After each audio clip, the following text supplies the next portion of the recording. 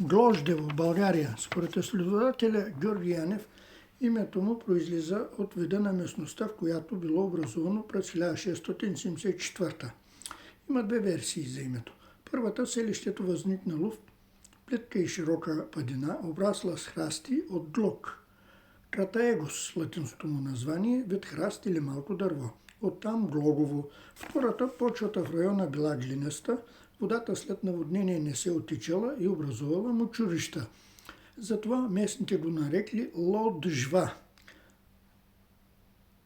Като според изследователя Борис Илиев, името се получило от Лодж, мочурище. С това име селището било отразено в османските регистри. Впоследствие след освобождението се наложило името Глогово, което през 1905 било променено на Глождево. Селото получава статут на град през май 2003 година.